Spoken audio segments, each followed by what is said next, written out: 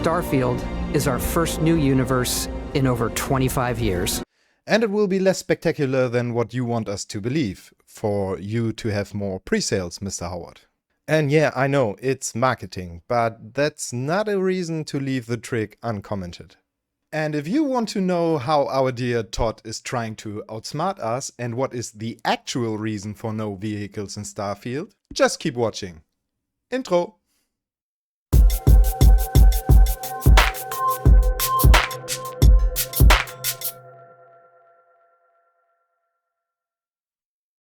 Hello and welcome to this video. I am Kelevra, and to avoid any misunderstandings, I am absolutely on the hype train, and this is not the rant against Starfield. I even am planning to do day one content from the 1st of September on. And not only that, I will also have a brand new high-end gaming PC just for this reason. Thanks to my new sponsor. More about that in some future videos. But we should talk about some misleading expressions and claims Todd Howard is making.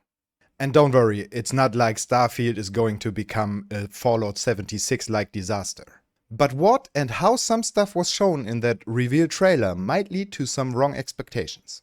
And in the end, you might find yourself in more of a space-themed Fallout 4 than in a game that is actually setting new standards for a whole genre. Because in that amazing trailer, he's telling us, It's not just one world. It's over 1,000 worlds. and about... People and creatures that live in these worlds. And just a couple of days later, he's starting his salami tactics by telling us, oh, by the way, it's only 10% of the worlds they live in. And the reason is they don't want people to have any details that might be interpreted as negative before they had their chance to be like, Shut up and take my money! And after that, Todd is selling this to us kind of like their special interpretation of immersion. Okay. Considering that it's realistic if not all planets have life on them, this is legit. But it's definitely not when it comes to his crude explanation about the lack of vehicles. We want people to explore everything on foot so they can feel it.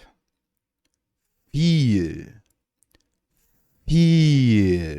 And you get that feeling of unlimited possibilities. Yeah, like the possibility of being an astronaut who forgot his rover at home when going on an exploration on strange planets. Now here's the actual reason for no vehicles in Starfield that Todd is hoping about we forgot about since the glory days of Fallout 4. Still my favorite Bethesda game, hate me for that. And the reason is, they simply just can't provide it. Especially when it's about physics, the Creation Engine 2 barely is an upgrade over its predecessor.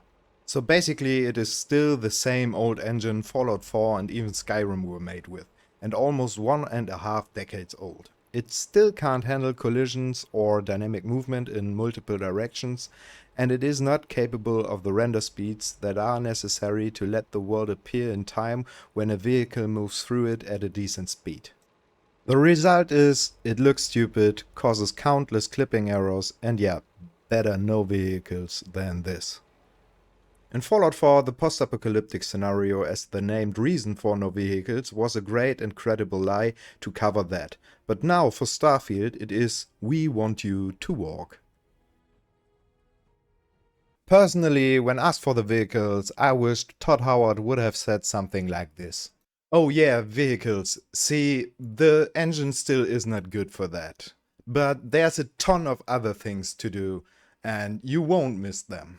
And there have been times in history of games when the honest answer was legit. And the honest answer would be, there's no game engine that is capable of everything. And even if the engine got improved for the physics of a vehicle, the framework still won't be capable of rendering the world around fast enough, pretty much like in GTA 5 when an ancient PC is forced to run it. But nowadays, to sell a game, it needs a marketing monstrosity of almost an hour of reveal to celebrate yourselves as the developers and elevate you over the fact that it is the player to decide if you deserve the party. And with doing this, they already pump out a ton of details we should be supposed to explore and be surprised of. And in these endless interviews about every single detail of the game, Todd Howard's answer should have been way more often this. There's a few, but you have to play it. Okay, I like that. And then Yeah, what a joke. It's 2023. You can't expect us to play the game before we know everything about it. And actually, there's our part of the cause of this stupid situation around game releases. We are like a bunch of customers that want to read every single word in a magazine before they buy it, and even if they buy it anyway. And that seller in his little style already accepted that and started reading it aloud for us. So please, can we just calm down a little and play our game like we do anyway, instead of causing a situation that leads developers to bend the truth around some little weaknesses? I kind of missed the times back when it was possible to discover a new game and talk about it with friends. But sadly, Todd Howard already spoke with them for hours and didn't even give us a co-op mode to somehow compensate that. I personally would have preferred to wait for my space-themed Fallout 4 with some nice new features and maybe amazed about when discovering there's even more. But for now, there's 2 more months of time for potential spoiler marketing from Bethesda. And the main topic that is left after all this self-adulation might become the negatives and disappointments.